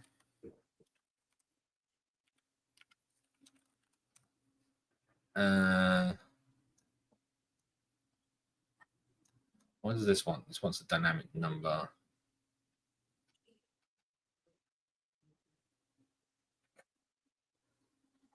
Huh. Why are you putting in decimal? Shreeman, are you asking what does that command do, or if he needs to run that command? He doesn't need to run that command because he's already deconstrained everything. And he was running it. He was clicking the link at the top. It does it automatically, but yeah.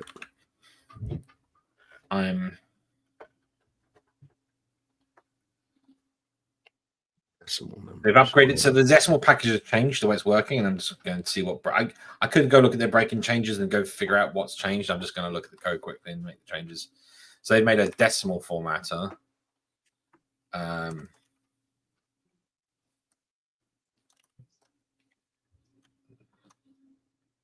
Number format. Okay. So you create a number format and pass it to the decimal format. So hang on a minute. So if I do this,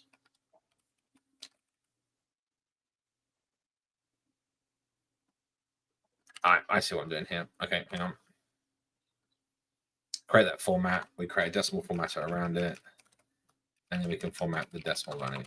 There we go. Sorry. All right, cool. Problem solved there. What else we got? Future provider ref is not to be used anymore. Okay, so then what does future provider take in its? It's just call it ref now. It's always just ref. Yeah. Okay. Yep. Yeah, he got rid of all the variants or the type names like that. Most of the variants. Cool. Simplified the interface. Bastard thing. Hang on. I need to fix something. It's going to drive me insane. See this? Oh.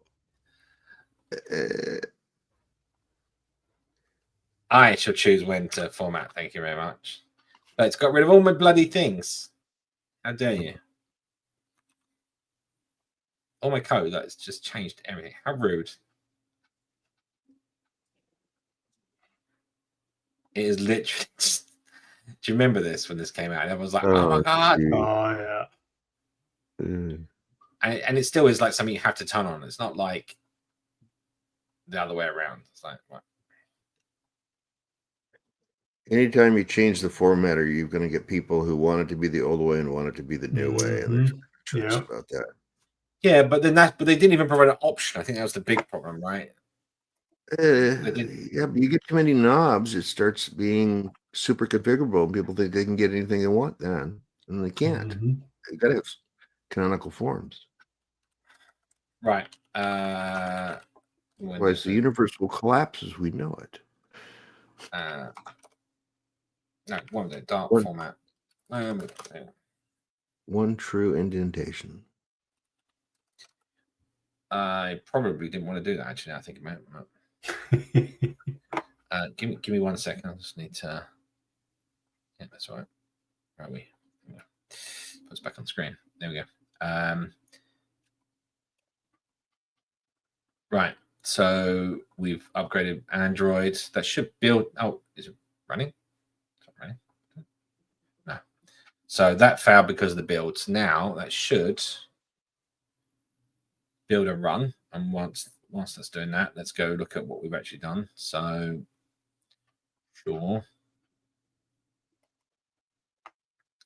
These are the actual formatted changes that have taken place. Oh, these are formatting changes. Oh, that's boring.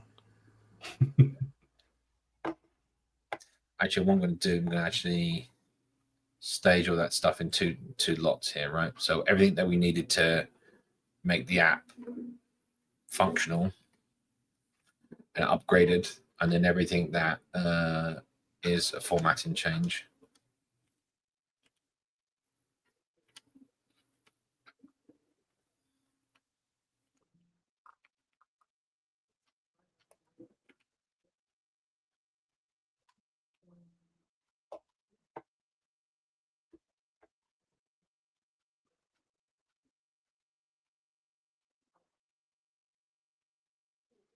We should run, before I do this, we should run the code generator. Hey, it's running. Hey. Oh, it was running. Almost. Don't. Made it to the end of the runway and then crashed. Let's see where we get Skirted right off the runway, not getting enough lift to get all the way up into the air. Didn't get up to 88 miles an hour. No. Nope. Right. Yeah, I think common. Or to stay with the aviation references, he didn't get to V1 or VR.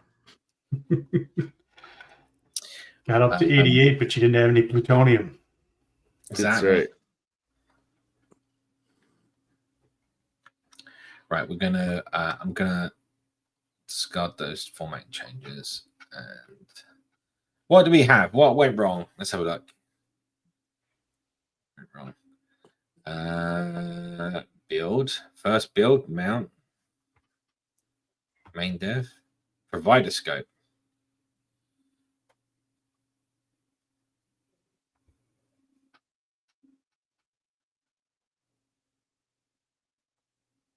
That's interesting.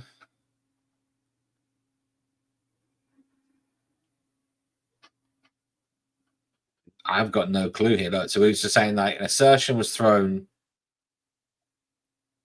in the Flutter framework dirty on the provider scope, but like I can't see how that would make any difference. So look at where the rebuild's taking place. On control provider scope mount. So you ended up getting RiverPod 3 because of your lack of lockdown, right? Do you think that's the problem? Probably. Yeah, I'd say lock in the 2 up arrow on RiverPod. Where am I? All right, let's lock in. What version of Riv? What's the 2 something? Let's see here. 2.14. So what up? 261. Sounds right. Yeah. All right, let's lock it in.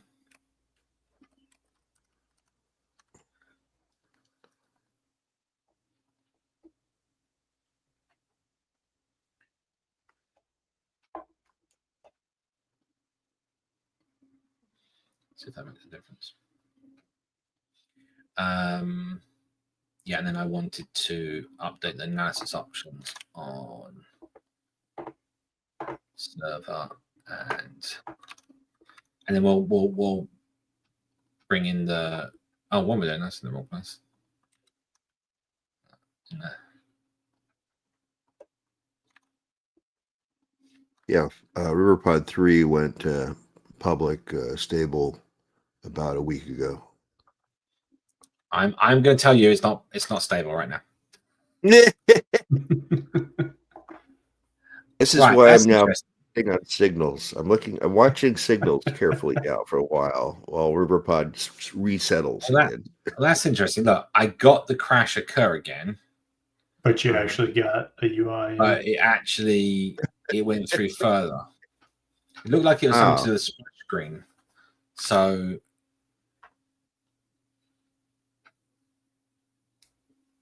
that's interesting. Should we go look at what's going on the splash screen? And it's interesting that obviously it worked with the previous version of the app as well. Of everything. That's the problem. It was the previous version of everything. Yeah. So who knows? You have so many updates. Who knows what's changed now? So, all right. So we've got provider scope around run app, show wow app. I can't see how.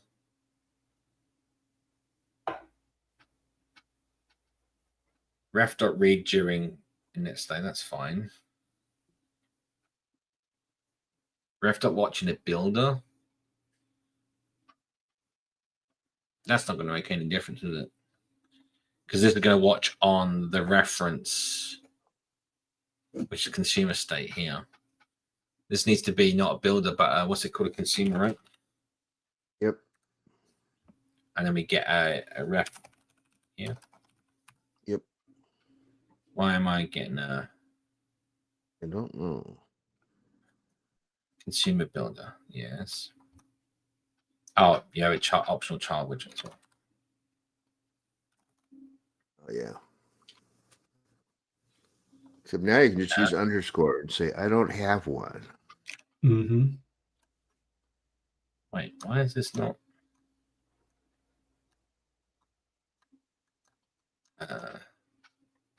Ref, widget ref. It's a widget ref, not ref. Okay. Yep. Okay, maybe that will help a little bit. Let's I'll restart and see what happens. You think? Oh, that's interesting though. We got to see. There's so there's something else in there. Wow. I wonder if it's because I've got this. We've got two provider scopes. We've got the top level one providing the app config provider with the overridden values, and then we go further down. We have another provider scope. that whole provider scope nesting things was something that was touted early on because it made it look a lot more like the provider package, but it was definitely discouraged by Remy and crew Yeah. towards the last Do we want couple of years. so the question here is, look, we've got an app. Yep. Do we want to? What? How do we got? Do we want to just like get rid of Riverpod at this point and then and stick signals in there? Or do we want to pick one thing, convert one thing over to a signal? Yeah, I was thinking that myself. Start with something. I wonder how interdependent the various Riverpod providers are, though. You got to get the higher, because when I was doing the migration of about 60 providers to Riverpod, I had to make dependency graphs all the time to figure out what the hell, if I fix this, everything it depends on already has to be Riverpod. Right. And so I had to come up with the right trees where I could slowly work my way back to the root of the hierarchy. And but that worked. That was a fun project. It took me about 4 or 5 weekends working on that to convert like something like 60 providers over to Riverpod. And in every change I made within an hour or two, I could get it back to where the code passed all the tests, even though parts of it were being slowly morphed across. That was fun. It was a lot of fun. An incredible typedef renaming file. I remember using that because the provider and Riverpod both share some common names. Yeah. But I needed both exist. So I called everything into it was from the provider package. I renamed it so it ended in X. So it was like provider X and whatever the names are, multi provider X and all that. Yep. That worked out pretty well. Fun. Don't want to make a living doing that, although if I could make a living doing that, I would.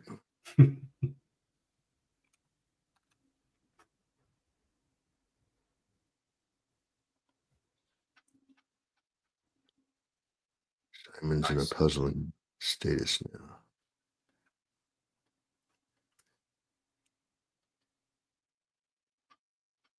Annotations in here as well, yeah. So we're just building some of these versions back up again, back to where we want them. You need my YQ script that can translate pubspec.lock into the right up arrows for the YAML file. I've got a tool that does that. That'd be handy right now. Although to be fair, it's not that. There's a lot of dependencies in here. Actually, you can get the depths listed as a YAML output using Flutter pub. Was it Flutter pub depths? DPS, something like that. That's fine. And that gives it to you as a nice little diagram.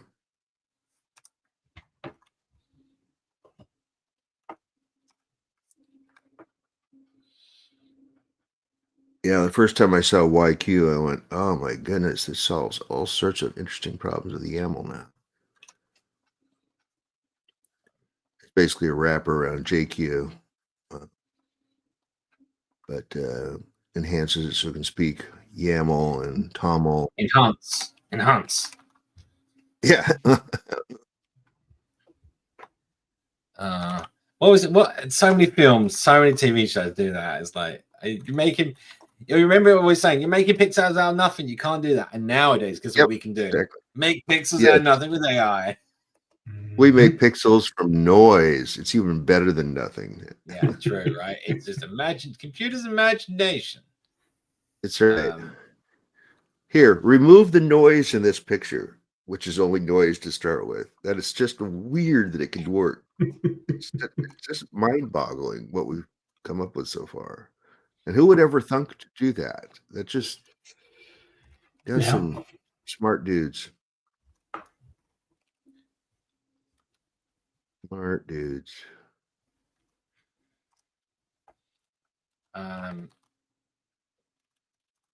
Right. Yeah, you should have had a Sorry, tool what, to do this. so yeah, what? Maybe Tell next your time. AI to do it for you. I could. To be honest, I'm like I've only got like a few. I actually have an AI, and I could do that, and just yeah. Yeah. When Hire an does intern.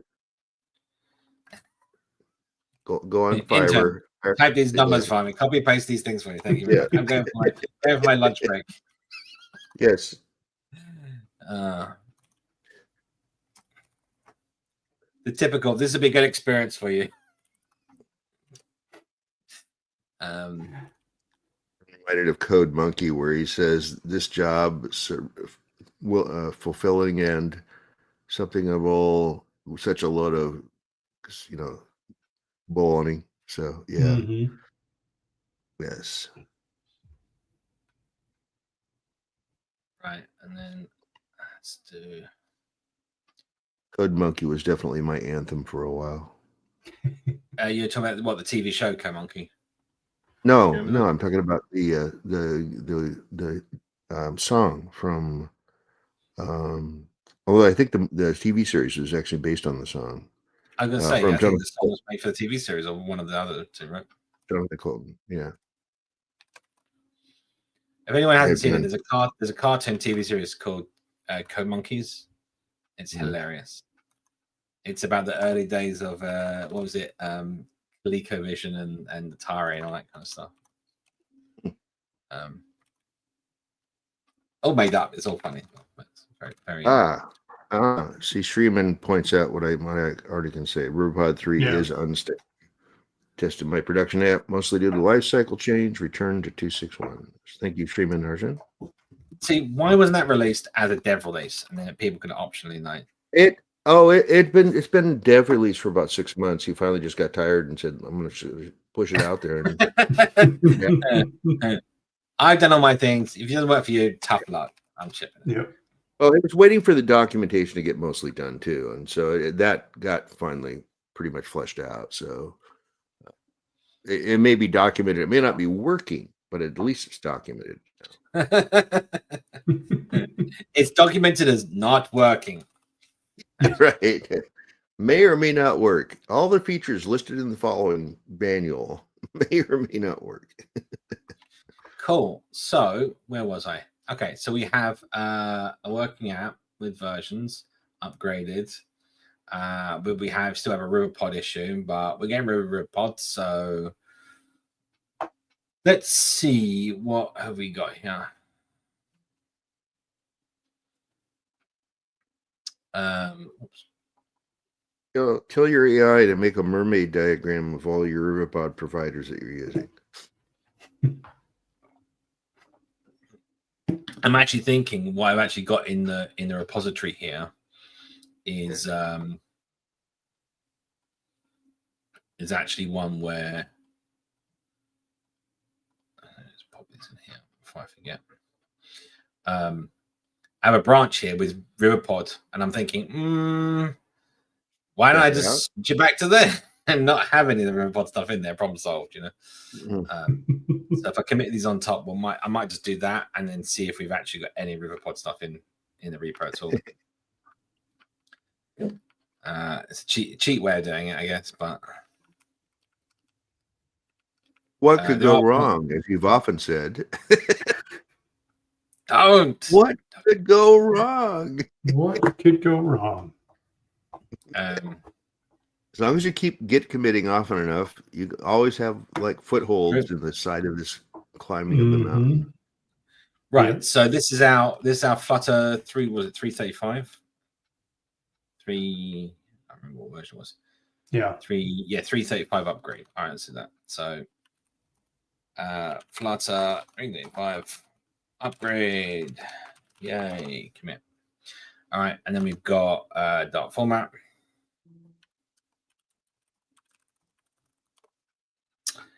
And now putting that on branch. What we're going to do, I'm going to cherry pick these two commits over to the main branch here.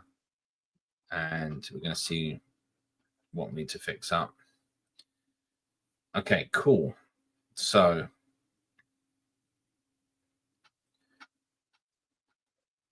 here is the provider, and this was a async in the middle. I think I'm happy for that. Actually, that's a good point. Actually, in fact, there shouldn't be. Hang on, let's abort that. Abort. Abort a cherry pick. Well, I just want to see at this point, where is app sitting? Let's just stop that. Yeah.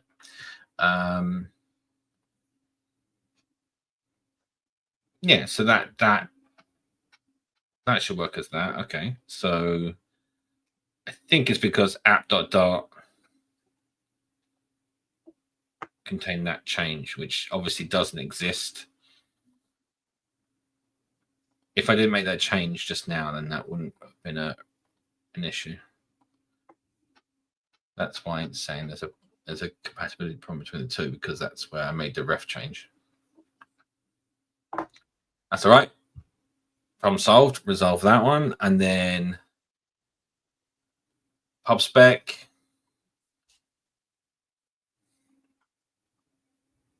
Right, we'll use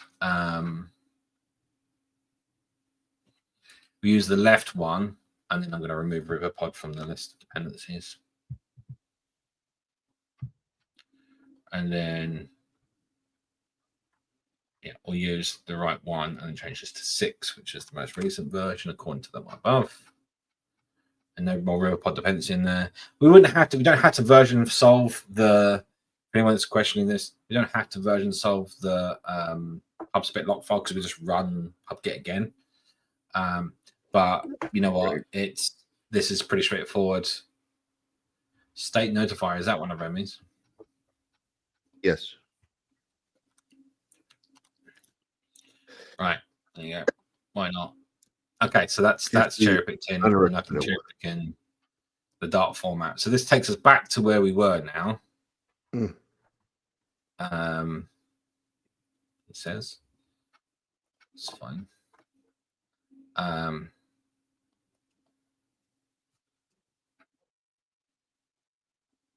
says there's 2. Am I blind? Mm. Oh, excuse me. Ah, there we go. Back really in inheritance. by the pollen all summer. Yeah, and then this will select the right hand side for all of this. That's interesting. What do we would actually have before? So we had a material app, routes, navigate key. Yes, this is just standard stuff around a back end inherited widget instead of doing all this. But this looks like it was handling login, log out somewhere. Oh, we had it up here. Okay, cool. That's fine. And then this one, empty. Yeah. Don't need a provider. Right. Done. All right. Let's make a branch here, and we'll call this sig. You know what? No, we haven't done signals yet. Let's push this. I'm gonna push main because I'm the owner of my repo, and I say so. Yeah. Why not?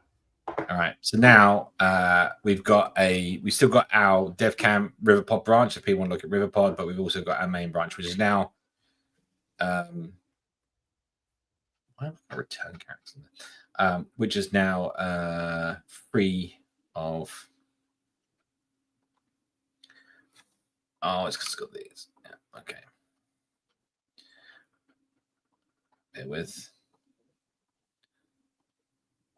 Just do a little bit of cleanup. Don't mind me. I don't want that rebase history in there. Ignore the man behind the curtain. Yeah, I was just I'm not thinking force you need pushing. more. I'm not force pushing. I'm not trying to force push main. Ignore me. Yeah. You need the music from the Carol Burnett show where she's mopping up at the end. Only a couple of us got to be old enough to know what that reference is. I protected my own branch. Yep. For myself. Where's my branch? Where's my branch protections?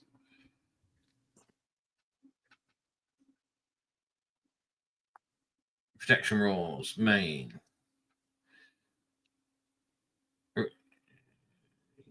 Allow force pushes for air sliver. There you go. Problem solved. Save. Verify. I am who I say I am. It's me, honest governor. What was that from Sneakers? Iron. Oh, somebody? guys, did you hear? Did you hear about Robert Redford? Yeah. Yeah. Hmm. And it makes me want to go watch Speaking of Sneakers again. I haven't sneakers. seen that in a long time. Yeah, it actually, I don't know where I was, somewhere, and it came up on the radio. Somebody mentioned Hmm. the Yeah, it's movie. I past like, that. Was wow, it that's a good one. 89? 89. Yeah, it was a while ago. You still use a radio? Well, in the car, occasionally. The It probably car? was. It was probably like a podcast or Car? something I had on. But You still use a car? a car? Yeah. Yeah, but it drives me around. So But it drives itself. It's fine. yes, exactly. Uh-oh. As long as it's a I mean- robot car, yes. I did. I made a slight boo-boo there. Oh no. I could fix it. Honest. Uh, We're gonna manipulate time. You ready for this? Git has so many ways of screwing yourself, but luckily it has almost as many ways to get you back out of that. things you have to know There are, both. there are a few operations you can do to really mangle a repo. I've done them. I have to say that just as I need to tell people, stash or commit. As long as you do that, you Yeah. keep all your stuff. Yep. Ever in question about something you're doing, Git might go wrong. Stash. Like just as long as it's in the repo, you can always recover it. It's Yeah, when the right. files aren't committed in any such way, then they're gone. Mm-hmm. Before Stash existed, I just made a lot of scratch commits. So luckily Stash has sort of eliminated about half of those. where you're scratching an itch. Just scratch commits. Scratching an itch. Right. Cool. That's my Git magic out of the way. Right. Okay, honest. So this repo is actually, by the way, if people want to go to this, is a public repo. The link is in the chat. So if you want to go check it out, you can go find it there. Cool. Right. Shall we do one quick? Actually, no, we don't have a repo anymore. So let's see if it runs without any errors. That's a good idea, isn't it? Yeah. So you had to spin up this for anyone that wants to play around with this and run it. You had to spin up a server, and then you want to modify the IP address to be your local Wi-Fi IP address for your local machine in the base API URL inside of main dev, and then you should be able to run the app locally. And what that's doing is basically telling the app to connect across the Wi-Fi and communicate with your local machine running the server. Right? I don't have a deployed server, so yeah. This also means that you can nice thing about if you guys haven't done this, you got a Dart server here running with the app so that you could live edit the APIs and hot reload them and whatever else whilst you're doing things, and then see that running within the app, which is pretty cool. Wait. Cool. Come on. You could do it.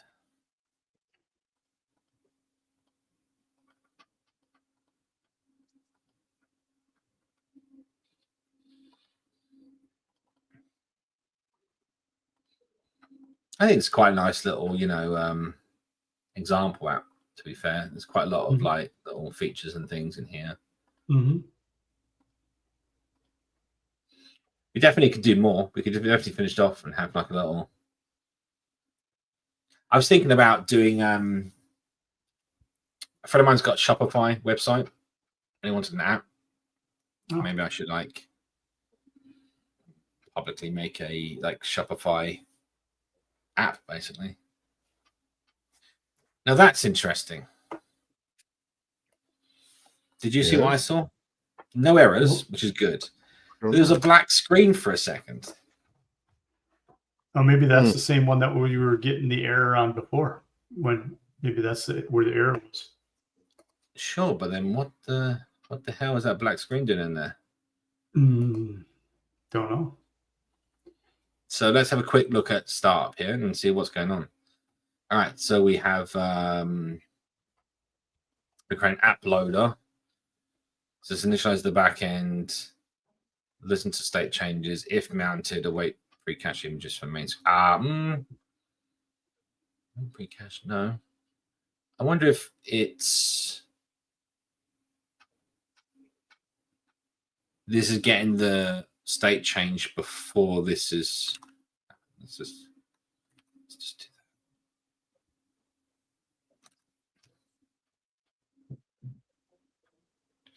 that. I tell you what I could do. I'm not doing right now. So we display. Let's have a quick look. We displaying the in-app splash screen immediately, right?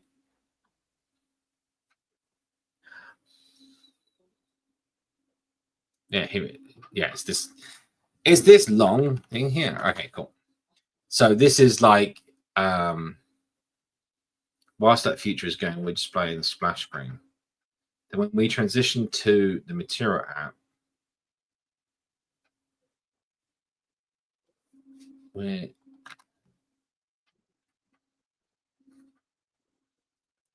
blackness. At what point? Wait. Yeah.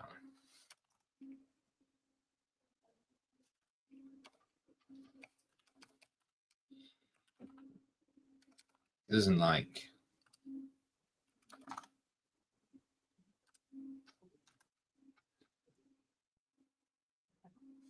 no. So it should be fading between the two, but I'm not seeing a fade with the default. I wonder if this is because we're switching out. We're doing push and remove until. Wait, shouldn't it be push replacement and yeah, because you want to. No, this is right. Push and remove until, right? So you. I mean, it could be used. We could switch out to use nav2.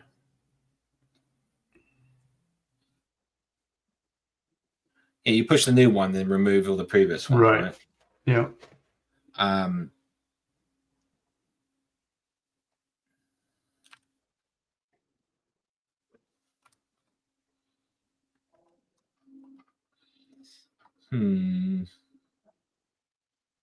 Is this a transitionary problem?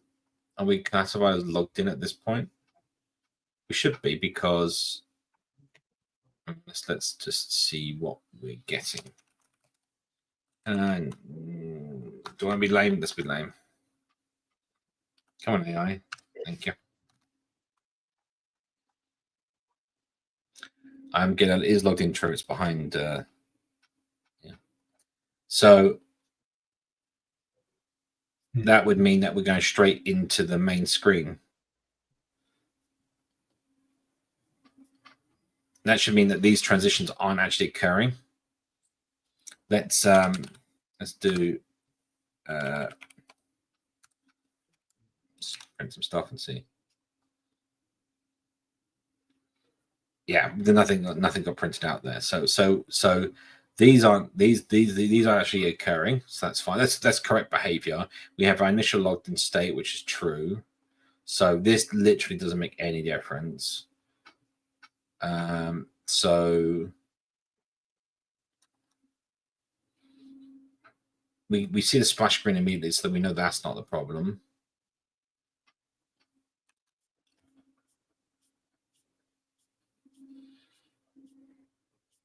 Is this inside the main screen? So look, what we could do is return colored box. Oh.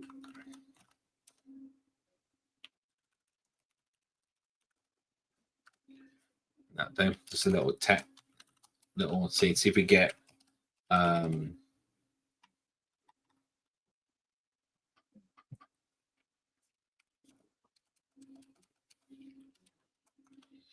this is just quick. Did I go too far? I went too far.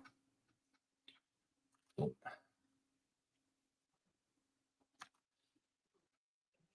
Oh. Let's restart, see if we get it again.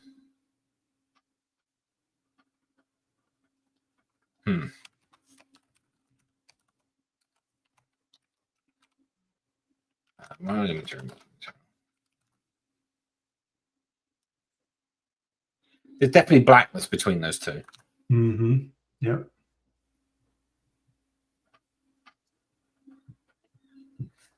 That's got to be That's got to be this. Hang on. Let's get rid of the fade transition here.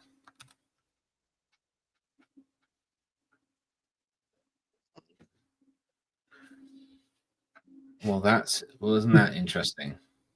You have to restart it after that coming in it. I'm doing a hot restart. Okay. Making sure. So it's reloading so we're getting the splash screen, and then there's a brief blink of black, Yep. and then we're getting the red. I wonder if this is an artifact of the fact that we're loading up a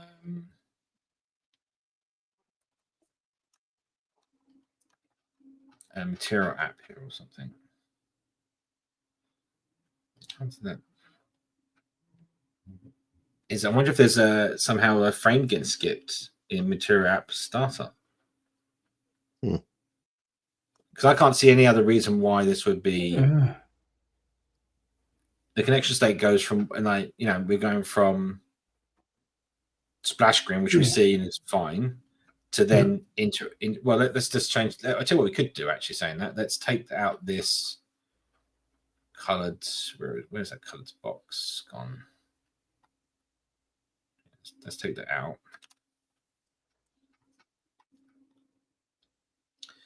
And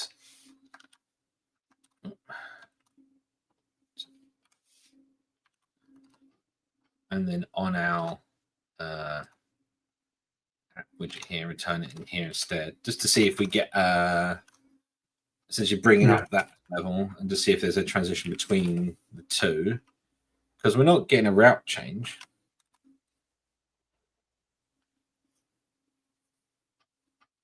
Oh. Yeah, that's fine. Ignore that. That's me being an idiot. That's right. Just quickly fix this. Wrap this. Yep. Might want theme. Oh, because that's interesting, right? So yeah, so there's no black. Yeah, that's what it should be doing. Right? There's no Right. So this is definitely relates to something going on here with material app.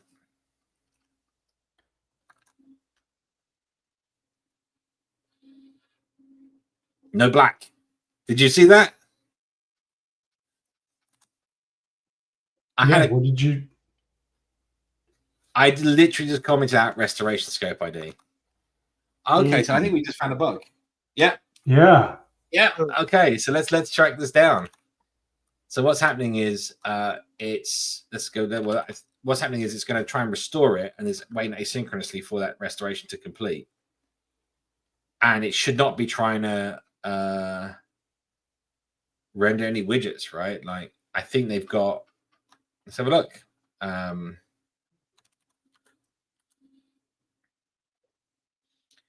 Restorations provides room.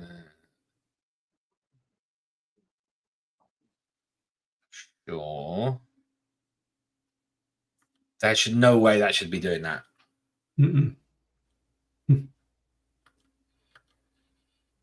Restoration root scope, shared app data, notification listener. Okay, so we got a problem with the restoration scope because that's the only place that ID is being provided. Let me just go back here and make sure I'm not being an idiot. I mean, that's it. It's just being passed straight over to root restoration scope. All right. So what is root restoration scope doing? Well, we could actually validate that, right? So if we go back to our app comment this back in, where was it? Nope, too far last time. Let's comment. Yeah, let's copy this. Comment this out again. And then wrap this with a root restoration scope. And we'll use the same restoration ID. Why not? And then we'll place this with a center material. Colors blue.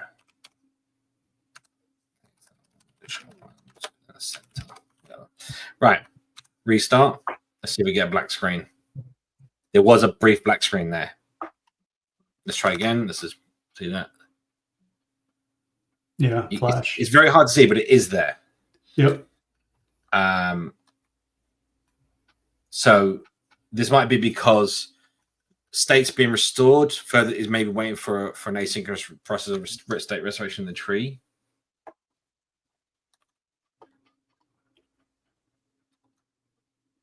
Or maybe again, like it's providing this bucket down the tree. So if you don't provide the ID, then the state restoration scope isn't being provided, and therefore the widgets app and other things can't look it up. So there might be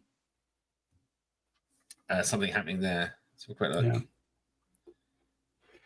I'm gonna have to jump. Add listener, replace root bucket. I've got a meeting I got to run to. All right. Yeah, and I'm about done too. All right, let's wrap this up. But this is interesting, right? So yeah. I reckon we've just found there's definitely something going on there that shouldn't be. And it's interesting as well that let's restart this where it should be. Did you? That's like 2 second delay. That was a long time. Yeah, that was definitely an issue. When we don't have the restoration scope, that was not a problem before.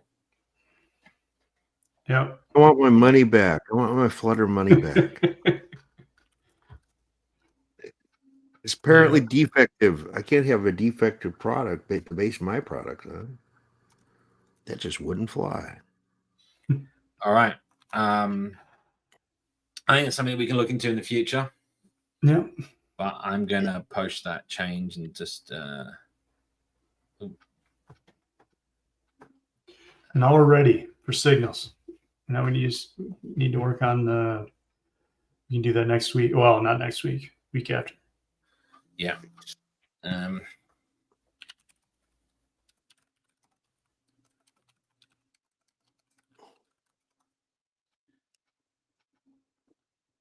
wonder if we do actually do some state restoration stuff in the app. It could be a bug in the app that we've caused because we're trying to restore the state. You know what? Let me just do state. Why don't I restore restoration ID, restorable enum? But even then, like it shouldn't be. Even when you're doing like this restorable mixing, like it shouldn't be like asynchronous like that. Not 2 seconds. That's ridiculous. Yeah. I wonder if there's like an initial like startup process here, which loads the data, and that's taking time. So the first time you access the restorable state, it takes like 2 seconds. It seems awful long time as well, to be honest. Like something's not adding up. Right. Yeah. We're not here to debug that right now. Right. Yeah. Thank you everyone for coming. Hopefully that was a fun show and interesting. Hopefully you didn't miss anyone's messages or anything else. Yeah. Cool. Oh, did you answer his you answered Crater Lake behind you. Cool. Yep. Cool. Awesome. Right. Well, thanks everyone for coming. And we'll see you same time, same place next week, hopefully. We'll follow us on follow this channel, follow the YouTube channel, and social medias like @Flutter. Tell your friends. Tell your friends. You tell friends. Yeah, tell friends, bring them along. I'll get their questions answered, right? Like tell all your Flutter friends to come along. Definitely. All right. See you then. All right. Yep. Bye. See you.